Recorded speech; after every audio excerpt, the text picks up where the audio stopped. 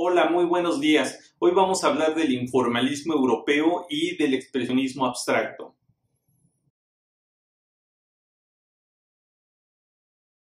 Fue un movimiento artístico que tuvo lugar en diferentes partes de Europa, principalmente en París, a finales de la década de los 40. Este movimiento se caracterizó por llevar a cabo una experimentación matérica y gestual de la pintura, como una manera de reivindicar la subjetividad individual, es decir, que el artista a través de su trabajo expresaba su universo interior.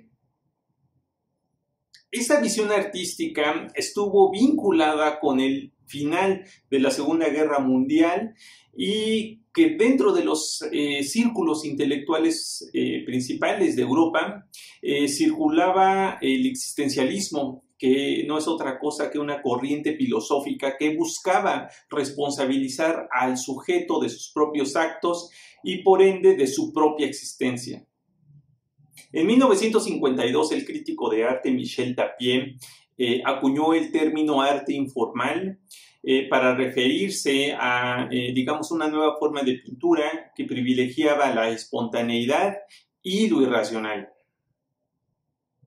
Entre los principales representantes de este movimiento encontramos a los artistas franceses Jean Dubuffet y Jean Fautrier, quienes se consideran los pioneros. Jean Dubuffet fue un artista que estuvo en contacto con el movimiento surrealista. De hecho, esta escuela, este movimiento tiene una gran influencia dentro de su obra.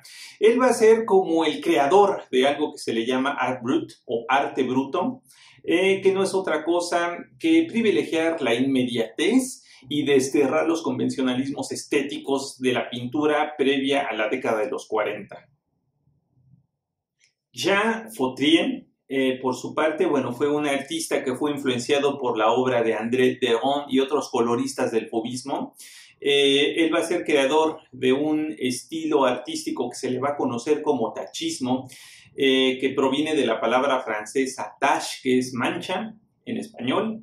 Y se va a caracterizar por el uso de una pincelada espontánea, el uso de goteo, el empleo de diferentes materiales, como papeles, calcografías, etc.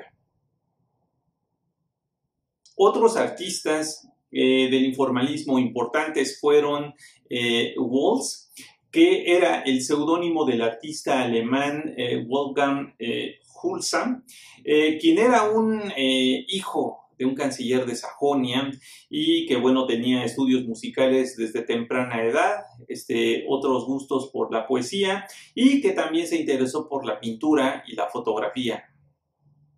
Tenemos también a Pierre Soulages, un artista francés que se caracteriza por la experimentación con el color negro a través de sus capacidades ópticas y materiales.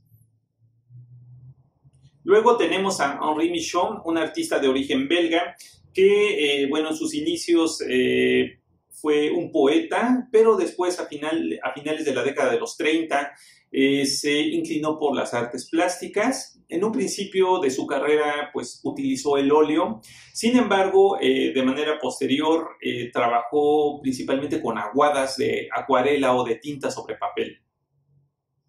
También tenemos a Jean-Paul Riopelle, un artista canadiense que en la década de los 40, finales de la década de los 40, emigra a París y está en contacto tanto con el informalismo en Europa como con el expresionismo abstracto que va a desarrollarse a la par en Estados Unidos. Su obra se caracteriza por ser, improvisaciones pictóricas, ya que, lo que le interesa a este artista es crear de alguna manera con el automatismo de la mancha. Anthony Tapies, un artista de origen español, se caracteriza su obra por exaltar el gesto y también la calidad de los materiales que empleaba. Algunos de ellos eran reciclables o los recogía de la basura. Dentro de su obra podemos encontrar no solamente como esta, plasta de pigmento que le da como un tono escultórico a sus obras, sino también, el uso de cortes e incluso de golpes.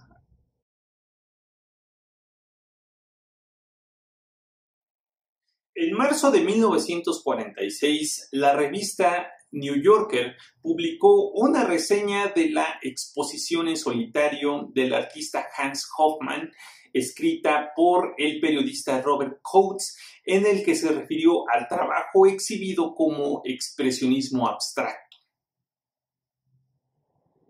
En 1950, el entonces director del Met, Alfred Barr Jr., comentó que era indispensable tener un apelativo que hiciera referencia a una nueva propuesta pictórica que por aquellos años estaba gestándose en la ciudad de Nueva York y que se caracterizó por exaltar el carácter individual, por usar pintura transparente o estas plastas de color brillante. También se caracterizó por el goteo, la ausencia quizás de pinceladas o pinceladas violentas y ágiles, que bueno, de alguna manera tuviesen su propio estilo, a diferencia de lo que estaba desarrollándose en París por aquellos años, en el informalismo. Entre estos artistas podemos encontrar a Jackson Pollock, a Ad Reinhardt, a Matt Rothko, a Clifford Steele, a Barnett Newman, entre muchos otros. Quizás la influencia en términos artísticos más importante que tuvo el expresionismo abstracto se remonta a 1937. Se desarrolló la exposición Arte Fantástico, Surrealismo y Dadaísmo, en la que los artistas estadounidenses pudieron corroborar de viva presencia el automatismo pictórico que empleaba el surrealismo.